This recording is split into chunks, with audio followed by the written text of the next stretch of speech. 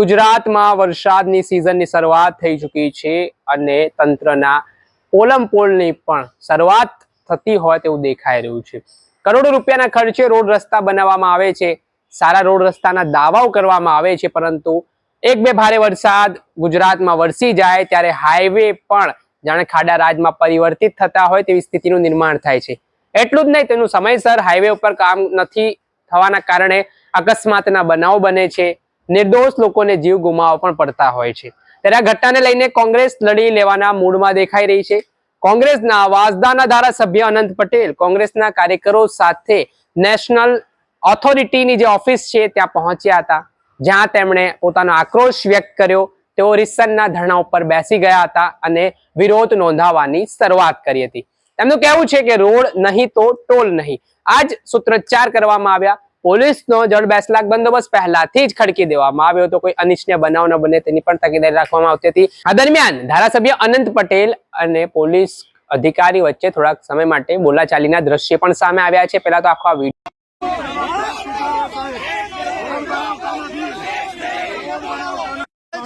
खाने के लिए बाहर में तेल लेने गया। आप बताओ मुझे, पैसा खाते हो, पैसा खाने का है, देने का नहीं है। पैसा तो आप पब्लिक का पैसा हराम करने करोड़ों रुपये का टैक्स लेते हो और यहाँ रोड नहीं बनाते हो तो अभी टूट गया। आप यहाँ पे ऐसी दुकान खोल रहे हो तो होटल में जाने से पहले पैसा ले लेते हो, उसमें खाना कुछ नहीं देते और क्या समझा क्या सब मर रहे एक्सीडेंट होता है, क्या उसकी आप भरपाई करोगे? અને પોલીસ અધિકારીને મારે કહેવું છે, તમે આ લોકોના વિરોધમાં એફઆઈઆર કરવાના છો, તમે હું કામ અમારા એક્સિડન્ટ થાય તો એફઆઈઆર કરવાના છો?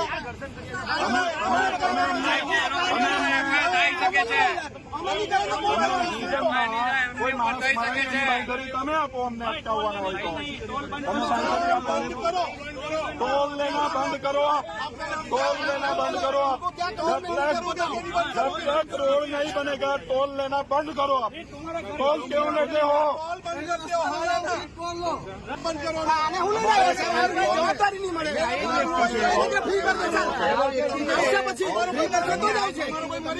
તો તમે એના પર ફ્રી કરી દેવા આવશે।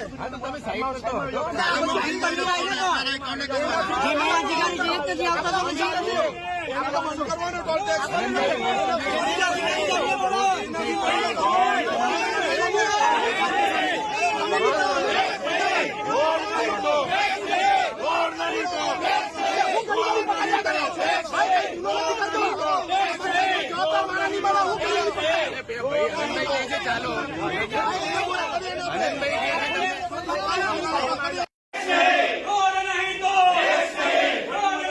રોડ નહીં તો ટોલ નહીંના નારા સાથે જિલ્લા કોંગ્રેસ સમિતિ દ્વારા અમે આજે નેશનલ હાઈવે 48 પર ટોલ ટેક્સ ન ઉઘરાવે એના માટે બેઠા છે અને અહીંની એજન્સીને અમે એમ કીધું છે, અમારી બે માંગણી છે। એક તો આ ખરાબ રસ્તાના કારણે કોઈની જાનહાનિ થાય, કોઈને ઈજા થાય, તેની જવાબદારી તમામ આ એજન્સીએ લેવી પડશે, નહીં તો એના પર એફઆઈઆર કરવાની પોલીસને અમે પોલીસ અધિકારીને જાણ કરી છે। બીજું, જ્યાં સુધી રસ્તો ન બને ત્યાં સુધી ટોલ લેવાનું બંધ કરો, આ અમારી બે માંગણી છે।